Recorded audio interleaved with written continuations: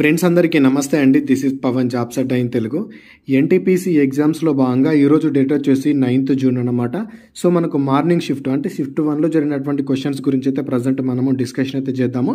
So మీ అందరికి ఒక చిన్న రిక్వెస్ట్ ఏంటంటే, మీరు వీడియో చూస్తున్నారు కానీ లైక్ అయితే చేయట్లేదు. మీరు వీడియో చూసేటప్పుడే వీడియోని దయచేసి లైక్ చేసి వీడియో చూస్తే ప్రయత్నం చేయండి. సో మీరు లైక్ చేసి కొంచెం ఇంకా మంచి వీడియో చేయడానికి అవకాశం అయితే ఉంటుంది. సో ప్రజెంట్ చూసుకున్నట్టయితే మీకు క్వశ్చనే కాదండి, వాళ్ళు అడిగినటువంటి క్వశ్చనే కాకుండా మీకు దానికి సంబంధించినటువంటి ఎక్స్ట్రా కంటెంట్ని కూడా నేను మీకు ఇచ్చే ప్రయత్నం చేస్తున్నాను. కాబట్టి ఒక క్వశ్చన్ పేపర్ని తయారు చేయడానికి నాకు చాలా టైం తీసుకుంటుంది. అందుకే మీకు ఒక్కొక్క షిఫ్ట్ గురించి వీడియో చేయడానికి నాకు ఇంత లేట్ అయితే అవుతుందన్నమాట. సో ఇది మీకు ఈ గ్రాడ్యుయేషన్కి కాదండి, నెక్స్ట్ మీకు ఎన్టీపీసీ అండర్ గ్రాడ్యుయేషన్ ఎగ్జామ్కి కూడా ఇది మీకు చాలా యూజ్ అవుతుంది. అది కూడా చూసుకోండి. ఈ వీడియో తర్వాత కూడా నేను మీకు కంప్యూటర్కు సంబంధించినటువంటి క్వశ్చన్స్ గురించి కూడా వీడియో చేస్తాను. సో మనకు ప్రతి షిఫ్ట్లో 1 లేదా 2 క్వశ్చన్లు దాని గురించి అడుగుతున్నారు కాబట్టి బేసిక్ క్వశ్చన్స్ తోటి నేను మీకు ఆ వీడియో చేయాలనుకుంటున్నాను. ఆ వీడియో కావాలి అనుకుంటే కూడా ఒక్కసారి కింద కామెంట్ చేయండి, నేను చేసే ప్రయత్నం అయితే చేస్తాను. సో ఇక క్లియర్ కట్గా మనము షిఫ్ట్ల వైజ్గా మన క్వశ్చన్స్ వైజ్గా ఎలా అడిగారు ఏంటో చూసుకున్నట్టయితే, అరుణాచల్ ప్రదేశ్ నుంచి అయితే ఒక క్వశ్చన్ అడిగినట్ట. అరుణాచల్ ప్రదేశ్కు తూర్పున ఉన్నటువంటి దేశం ఏది అని చెప్పేసి, అరుణాచల్ ప్రదేశ్కు తూర్పున ఉన్నటువంటి దేశం వచ్చేసి మయన్మార్ అండి. సో దాన్ని మనం బర్మా అని చెప్పేసి కూడా పిలుస్తాము. అదేవిధంగా అరుణాచల్ ప్రదేశ్కి చూసుకున్నట్టయితే పశ్చిమాన అంటే వెస్ట్ సైడ్ వచ్చేసి మనకి భూటాన్ ఉంటుంది.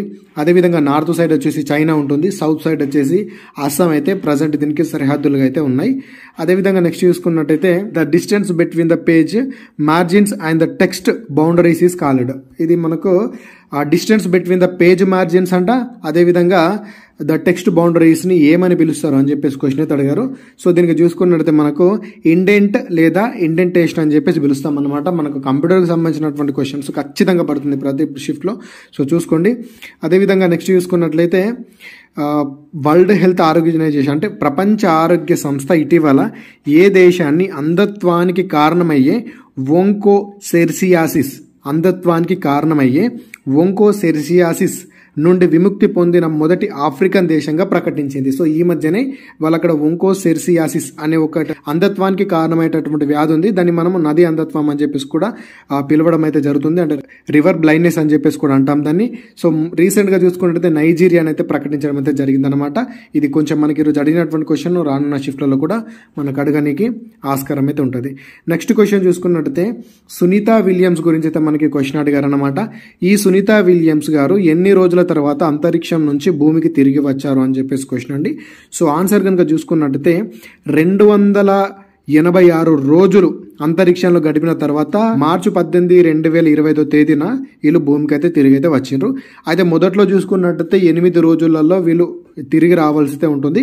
కానీ బోయింగ్ స్టార్ లైనర్ అంతరిక్ష నౌకలో కొన్ని సమస్యల కారణంగా వీళ్ళు రావడానికైతే కొంచెం టైం అయితే పట్టిందన్నమాట.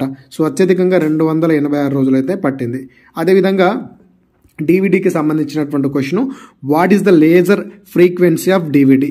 So DVD player used red laser with a frequency about 474 Tera hedge అని చెప్పేసి గుర్తుపెట్టుకోండి. ఓకేనా? దీనికి సంబంధించినటువంటి ఫ్రీక్వెన్సీ ఎంత అంటే ఈ రకంగా గుర్తుపెట్టుకునే ప్రయత్నం చేయండి. నెక్స్ట్ కనుక చూసుకున్నట్టయితే పంజాబ్ సాంప్రదాయ జానపద నృత్యం అయినటువంటి భాంగ్రాను బాలురు అయితే ప్రదర్శిస్తారంట.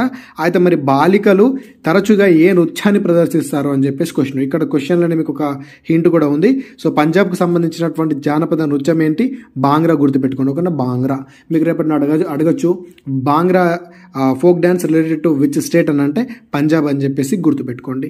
ఇక దీని ఆన్సర్ చూసుకున్నట్టయితే అబ్బాయిలు బాంగ్రా నృత్యాలు చేస్తే అమ్మాయిలు తరచుగా గిడ్డా, సో దీన్ని గిడ్డా అని చెప్పేసి అంటాము, గిడ్డా నృత్యాలు అయితే చేస్తారనమాట.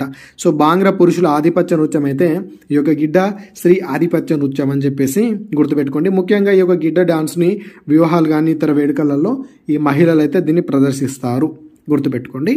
ఇక నెక్స్ట్ చూసుకున్నట్టయితే global climate change performance index. ఓకేనా? Global climate change performance index 2025 అంట. సో ఇందులో ఏ దేశం మొదటి స్థానంలో ఉంది అని చెప్పేసి అయితే వీళ్ళు క్వశ్చన్ అడిగారు. సో ఇందులో ఏ దేశం ఉంది అంటే డెన్మార్క్ మొదటి స్థానంలో ఉంది, నెదర్లాండ్స్ 2వ స్థానంలో ఉంది. సో ఇక్కడ స్కోర్ కూడా ఇస్తారు వీళ్ళకు.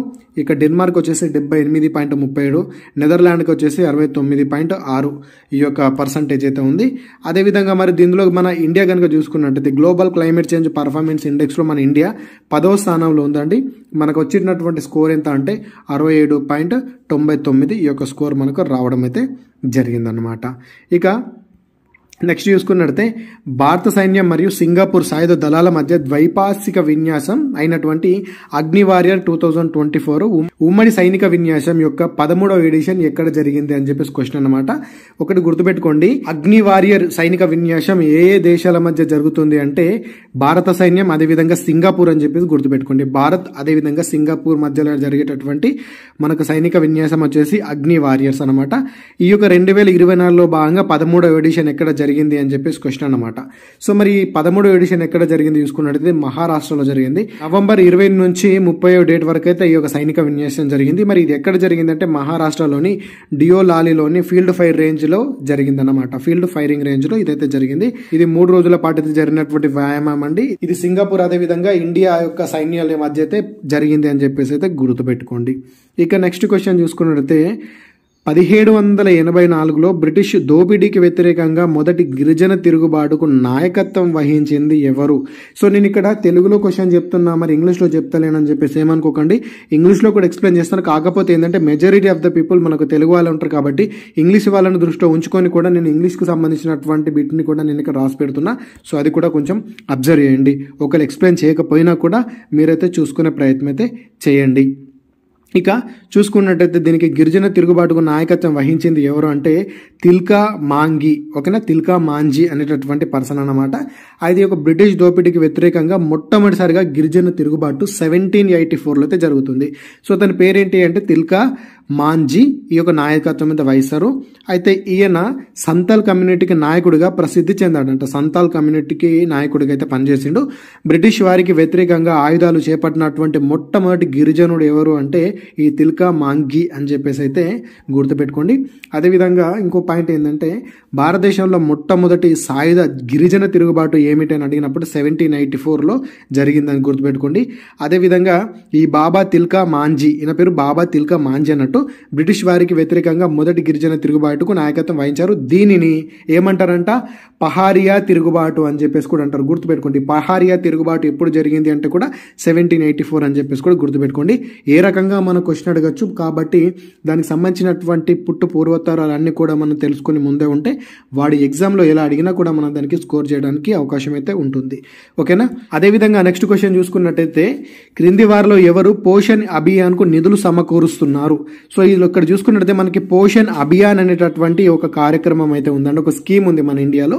సో దానికంట నిధులు, సో ఈ నిధులు వచ్చేసి మరి ఎవరు మనకు ఇస్తున్నారు, సమకూరుస్తున్నారు అని చెప్పేసి క్వశ్చన్ అనమాట. WHOనా, Asian development bank, world bank అని చెప్పేసి మనకి క్వశ్చన్లో ఉన్నటువంటి ఆప్షన్స్. సో ఇక్కడ జాగ్రత్తగా చూసుకున్నట్టయితే ది పోషణ్ అభియాన్ అనేటటువంటి యొక్క స్కీమ్ ఏదైతే ఉందో launched by honourable prime minister 8 March 2018 మార్చి 8వ డేట్ నాడు మన ప్రైమ్ మినిస్టర్ మోడీ గారు అయితే దీన్ని ప్రారంభించడం అయితే జరిగింది. ఎక్కడ ప్రారంభించారంటే జున్జును డిస్ట్రిక్ట్ ఆఫ్ రాజస్థాన్లో దీన్ని అయితే ప్రారంభించాడు అనమాట.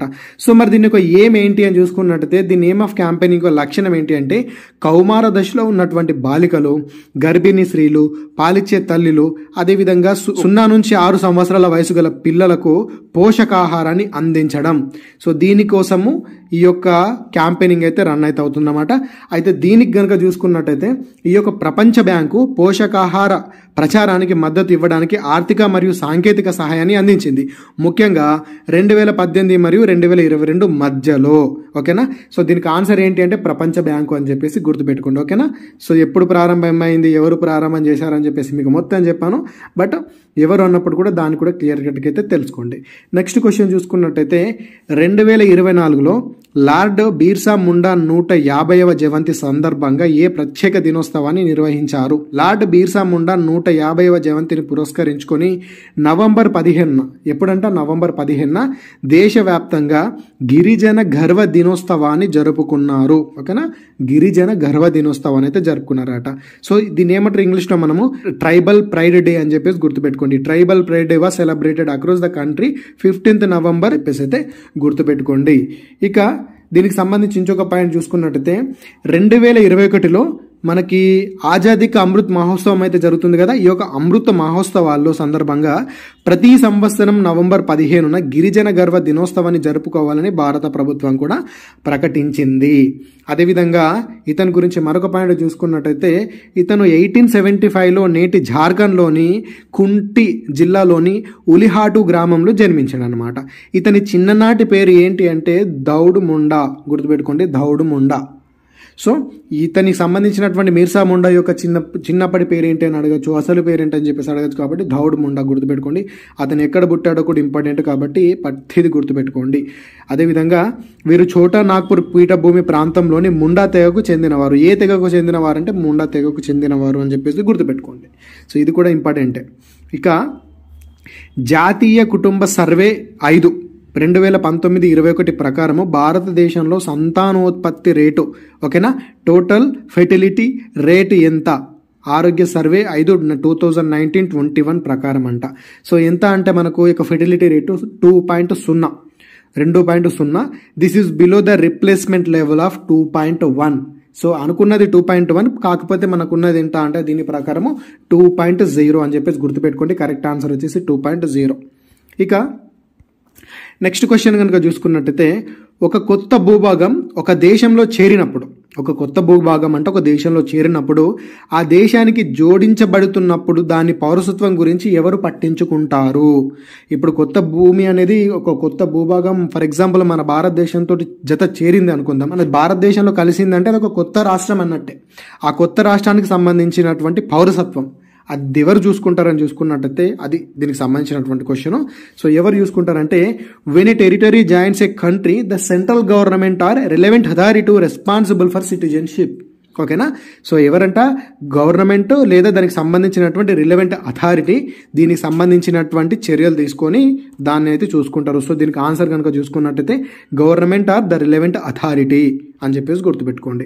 ఇక నెక్స్ట్ క్వశ్చన్ చూసుకున్నట్టయితే the theme of expo 2025 in Osaka, Japan. So ఈ ఒసాకా జపాన్లో అయితే జరిగేటటువంటిది ఈ ఎక్స్పో 2025కి సంబంధించినటువంటి ఈ యొక్క థీమ్ ఏంటి అని చెప్పేసి క్వశ్చన్ అన్నమాట. Designing future society for hour leaves. ఓకేనా.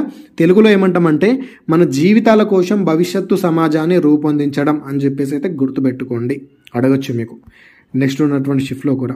నెక్స్ట్ క్వశ్చన్ చూసుకున్నట్టయితే తారిక్ ఏ ముబారక్ షాహీ రచయిత యాహా సిర్హిందీ తన పుస్తకంలో ఏ రాజవంశ స్థాపకుడిని ప్రవక్త మహమ్మద్ వారసుడిగా అభివర్ణించాడు? తన పుస్తకంలోనంట ఏ రాజవంశ స్థాపకుడిని ప్రవక్త మహమ్మద్ వారసునిగా అభివర్ణించాడు అని చెప్పేసి క్వశ్చన్. సో దీనికి ఆన్సర్ చూసుకున్నట్లయితే సయ్యద్ రాజవంశం. ఓకేనా, సయ్యద్ రాజవంశాన్ని వారసుడిగా అయితే అభివర్ణించాడు. ఇక నెక్స్ట్ క్వశ్చన్ చూసుకున్నట్టయితే అండమాన్లోని జరావా తెగ వారి ఇంటిని ఏ పేరుతో పిలిచారు? జవారా వారి యొక్క ఇంటిని అంటే ఏ పేరుతో పిలిచారు అంటే ఛద్దాస్. ఓకేనా, ఛద్దాస్ అని చెప్పేసి గుర్తుపెట్టుకోండి. నెక్స్ట్ క్వశ్చన్ చూసుకున్నట్టయితే ఇటీవల ఏ బ్యాంకు తన 90వ వార్షికోత్సవ వేడుకలను ఉద్దేశించి ప్రసంగించింది? ఓకేనా, గుర్తుపెట్టుకోండి. సో ఏ బ్యాంకు అంటే మన ఆర్బీఐ అండి. ఆర్బీఐ బ్యాంకు చూసుకున్నట్టయితే 1 ఏప్రిల్ 2024 చూసుకున్నట్టయితే 90 సంవత్సరాలను అయితే పూర్తి చేసుకోవడం అయితే జరిగింది. ఓకేనా, ఆన్సర్ వచ్చేసి ఏంటి? ఆర్బీఐ. అదేవిధంగా ఈ పాయింట్ కూడా గుర్తుపెట్టుకోండి. ఆర్బీఐ అంట తన 90వ వార్షికోత్సవాన్ని ఎక్కడ జరుపుకుంది అంటే ముంబైలో జరుపుకుంది అని చెప్పేసి అయితే గుర్తుపెట్టుకోండి. ఓకేనా, ఇది కూడా మనకి ఇంపార్టెంటే. నెక్స్ట్ చూసుకున్నట్టయితే చువార్ తిరుగుబాటు ఎప్పుడు జరిగింది? ఈ యొక్క చువార్ తిరుగుబాటు మనకు 1798 నుంచి 1799 మధ్యలో ఈ యొక్క చువార్ తిరుగుబాటు అయితే జరిగింది. ఇక నెక్స్ట్ క్వశ్చన్ చూసుకున్నట్లయితే అండమాన్ నికోబార్లలో ఎన్ని దీవులు ఉన్నాయి? అండమాన్ నికోబార్లో మొత్తంగా ఎన్ని దీవులు ఉన్నాయని చూసుకున్నట్లయితే 572 దీవులు ఈ యొక్క అండమాన్ అండ్ నికోబార్ మొత్తంగా కలుపుకొని దీవులు అయితే ఉన్నాయి. ఇందులో నివాస యోగ్యమైనటువంటి దీవులు కనుక చూసుకున్నట్లయితే 38 మాత్రమే ఇక్కడ ప్రజలు నివసిస్తున్నటువంటి దీవులు అన్నమాట. అదేవిధంగా నెక్స్ట్ క్వశ్చన్ చూసుకున్నట్లయితే చాలా చాలా ఇంపార్టెంట్ అండి. ఇది చాలా సార్లు అడిగినటువంటి క్వశ్చన్ మనకి. ఇది 71వ రాజ్యాంగ సవరణ ద్వారా 8వ షెడ్యూల్లో ఏ భాషను చేర్చారు? ఓకేనా, 71వ రాజ్యాంగ సవరణ ద్వారా కొంకణి, మణిపురి, నేపాలిని అయితే చేర్చడం అయితే జరిగింది. ఓకేనా, 71వ రాజ్యాంగ సవరణ ద్వారా చేర్చారు. అయితే దీనికి సంబంధించినటువంటి కంప్లీట్ చూద్దాము. మనకు షెడ్యూల్ 8లో మన అధికార భాషల గురించి అయితే తెలుపుతుంది. షెడ్యూల్కు సంబంధించి మొత్తంగా మనకు 12 షెడ్యూల్ అయితే ఉండడం అయితే జరిగింది. ఈ షెడ్యూల్కి సంబంధించినటువంటి ఒక ఫోటో ఇక్కడ పక్కన పెడుతున్నా చూడండి. ప్రతి షెడ్యూల్ మనకి ఇంపార్టెంటే. షెడ్యూల్ 1 నుంచి షెడ్యూల్ 12 వరకే అన్ని చూసుకోండి. ఇందులో నుంచి ఒక్క బిట్ అన్న మనకు ప్రతి ఎగ్జామ్లో పడేటటువంటి అవకాశం అయితే ఉంది. ప్రతి రోజులో 3 షిఫ్ట్లలో ఒక 2 షిఫ్ట్లో లేదా ఒక షిఫ్ట్ అయితే కంపల్సరీ షెడ్యూల్ గురించి పడుతుంది. కాబట్టి ఈ షెడ్యూల్స్ని మంచిగా చూసుకోండి. ఓకేనా, ఇక ఈ ఆన్సర్ కనుక చూసుకున్నట్లయితే మనకి ఏంటంటే కొంకణి, మణిపురి, అదేవిధంగా నేపాలిని ఈ యొక్క 71వ రాజ్యాంగ సవరణ ద్వారా మనం 8వ షెడ్యూల్లో ఈ యొక్క భాషల్ని చేర్చడం అయితే జరిగింది. అదేవిధంగా 1967లో 21వ రాజ్యాంగ సవరణ ద్వారా సింధీని భారత రాజ్యాంగంలో మనం 8వ షెడ్యూల్లో చేర్చడం అయితే జరిగింది. ఇది గుర్తుపెట్టుకోండి. 1967లోనంట 21వ రాజ్యాంగ సవరణ ద్వారా సింధీని మనం 8వ షెడ్యూల్లో చేర్చడం అయితే జరిగింది.